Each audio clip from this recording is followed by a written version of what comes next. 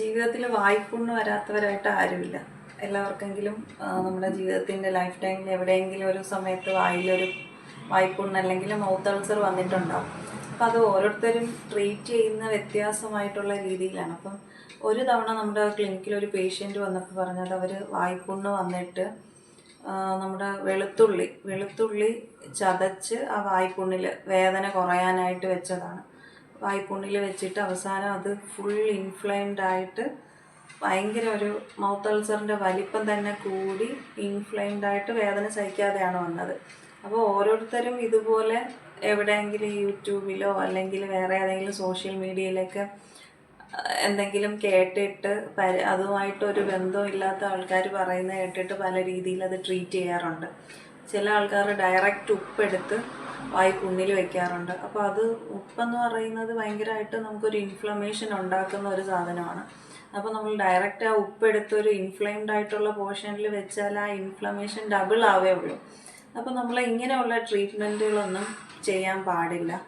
അപ്പോൾ നമ്മൾ എന്താണ് സാധാരണ ഈ ഒരു മൗത്ത് അൾസർ വരുമ്പോൾ ചെയ്യേണ്ടത്? മൗത്ത് അൾസർ എന്ന് പറയുന്നത് സാധാരണ കോമൺ ആയിട്ട് വരുന്ന ഒരു കണ്ടീഷനാണ്. അത് ചിലപ്പോൾ നമുക്ക് സ്ട്രെസ് ഉണ്ടാകുമ്പോൾ ഉണ്ടാവാം, നമ്മുടെ ഹോർമോണൽ ഇംബാലൻസ് വരുമ്പോൾ ഉണ്ടാവാം, അല്ലെങ്കിൽ നമ്മുടെ ഒരു ടൂത്ത് ബ്രഷ് കയറിക്കൊണ്ടിട്ട് ചിലപ്പോൾ എന്തെങ്കിലും ഒരു ഇഞ്ചുറി വന്നിട്ട് വരാം, ചിലപ്പോൾ കമ്പി ഇട്ടിരിക്കുന്ന കുട്ടികളാണെങ്കിൽ അതിൻ്റെ മുത്ത് തട്ടിയിട്ട് വരാം. ഇങ്ങനെ ഒരുപാട് കാരണങ്ങളുണ്ട്. വൈറ്റമിൻ ഡെഫിഷ്യൻസി ഉണ്ടെങ്കിൽ വരാം. അപ്പോൾ നമ്മൾ ഈ ഒരു മൗത്ത് അൾസർ വന്നു കഴിഞ്ഞാൽ ഒരു 7 ദിവസത്തിനുള്ളിൽ അത് തനിയെ തന്നെ പോകുന്നതാണ്. പക്ഷെ നമുക്ക് സഹിക്കാൻ പറ്റാത്തത് ആ വേദനയാണ്. നമുക്ക് ആഹാരം കഴിക്കാനോ സംസാരിക്കാനോ ഒക്കെ ബുദ്ധിമുട്ടായിരിക്കും. അപ്പോൾ നമ്മൾ അതിന് ചെയ്യേണ്ട ട്രീറ്റ്മെൻറ്റ് നമുക്ക് ടോപ്പിക്കലായിട്ട് അപ്ലൈ ചെയ്യാൻ പറ്റുന്ന ജെല്ലുകളുണ്ട്. അതൊരു മരവിപ്പ് വരുന്ന ഒരു ജെല്ലുകളായിരിക്കും.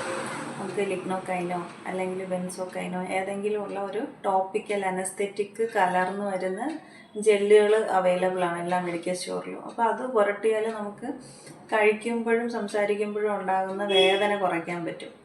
പിന്നെ ഉള്ളത് നമുക്ക് ഉപ്പുവെള്ളം വായിൽ കൊള്ളാം. അത് നമ്മൾ 1 ഗ്ലാസ് വെള്ളത്തിൽ ചെറിയ ചൂടുവെള്ളത്തിൽ 1 സ്പൂൺ, അത് കല്ലുപ്പാണെങ്കിൽ കുറച്ചും കൂടി നല്ലത്, അത് യൂസ് ചെയ്യാം. മൗത്ത് വാഷ് യൂസ് ചെയ്യാം. പിന്നെ നമുക്ക് ടീ ബാഗ് എന്ന് പറയും, അത് നല്ലൊരു ട്രീറ്റ്മെൻറ്റാണ്. ടീ ബാഗ് കിട്ടും, അത് ആ ഭാഗത്ത് വെച്ചാൽ ഇൻഫ്ലമേഷൻ കുറയും.